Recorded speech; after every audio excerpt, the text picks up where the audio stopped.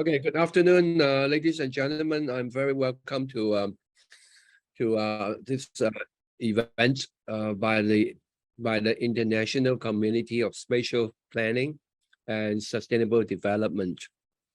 Today, the symposium will start at 14:25. We have a couple of speakers, and I think Kanazawa University has done a great job in organizing this, and I'm very happy to represent University of Hong Kong. So with that, I would like to open the event and introduce the first presentation. The first presentation will be by a team from Kanazawa University, Professor Zhenjiang, and who is also the founder of SPSD community. His presentation is called the International Trade Ports Formation and Evolution of Regional Industrial Chain in Japan. So I would now open to Professor Sun, please. Thank you very much. So as introduced, I will start my presentation. My presentation title is the International Trade Ports Formation and Evolution of Regional Industry Chain in Japan. The list covers the topic is about the planning and development in the Bay Areas.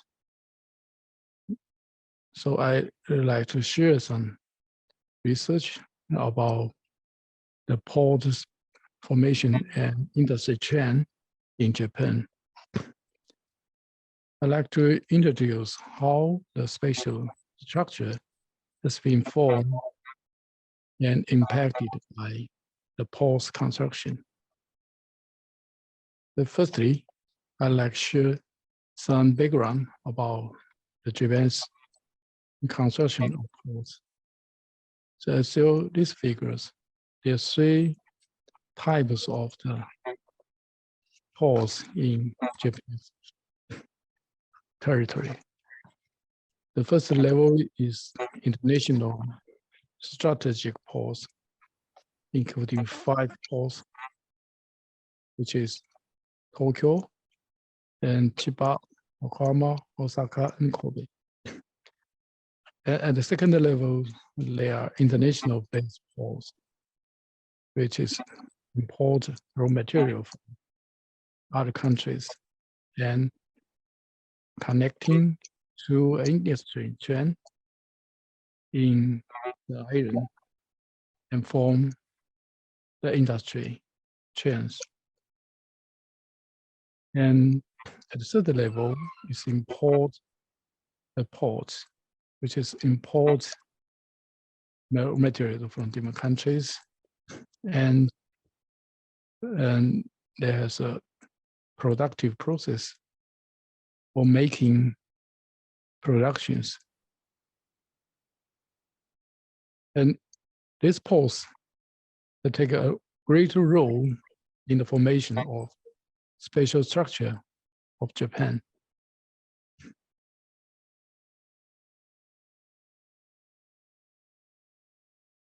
Here I also share some information about trades using Japan's port from 2012 to 2016.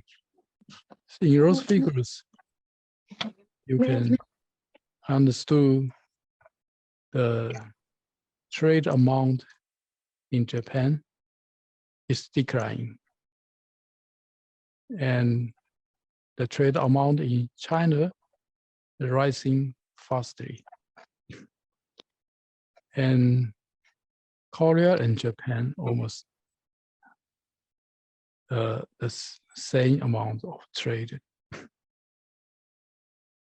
In these years, I mean from 2012 till now, the international competitiveness of Japanese port is going down, and Japanese government make a policy and let the Japanese port cooperates with the ports in China, in Korea, in Singapore, and takes its own role in East Asia areas. So my topic is about how the Japanese ports form the territory structure, spatial structure in Japan. So when we see the third level of the port's construction, in these figures, we can get a bit good understanding how the industry has been formed from the coal, Japanese sea coal. There are a lot of more than 100 import ports, and they import raw materials and benefit the local provinces, manuscripting, and profound develop the industry chain in the local area of Japan.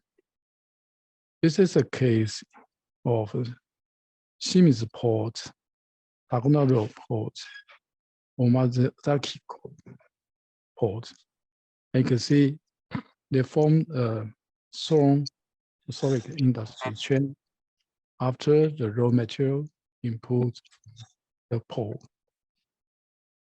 And this is about the Tokyo Bay areas.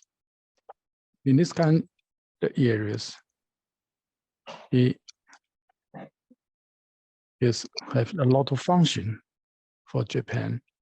Firstly, it will work as the capital gathering and promote the international trade in the whole country of Japan. And then around the Tokyo Bay areas, industrial cluster will be formed as a core in whole country to support the oil production and oil trade in Japan. Not only importing materials from other countries, they also export the product made in Japan to the world. And we also show the Hanshin Bay areas. This is also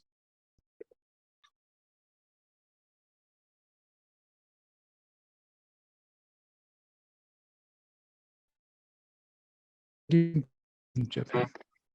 And also it's already important core to making their industry clusters in these areas.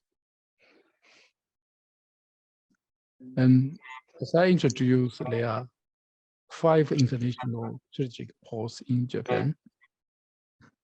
They import materials and send the material to the whole countries. And also around the Japanese sea coast, Japanese coast, there are many import ports which support the industry chain in the local and regional areas. For understanding how the spatial structures has been impacted by the port construction, we can check in the form of the railway system and highway system in Japan, which take a very important role for logistic and transportation system in the whole country, which connecting all the ports and all the industry chain supported by the port. In the left figures, you can understand the main railway transportation routes and its capacity. It's go from north to the south, which connecting all the ports around the Japanese sea coast. In the right side is a highway system, which is very important, I guess, logistic road to send material and the products in the whole country.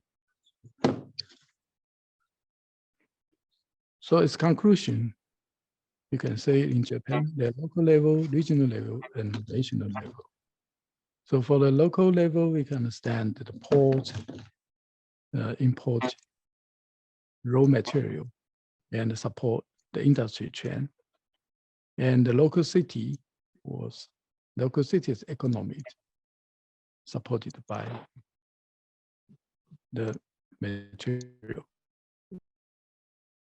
And which is in our SPSD community, and more researchers and more will be focused on the Bay Area's planning and design.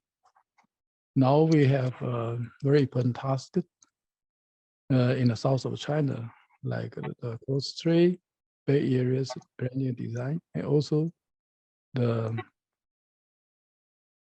Guangzhou, Hong Kong, and Auman, so Bay Strait areas. I hope that we can take a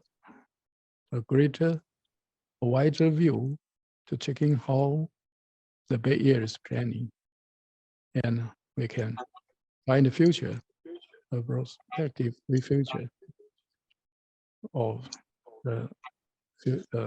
these areas. I mean the South China areas. Thank you very much. So I'd like to change it to the next speaker.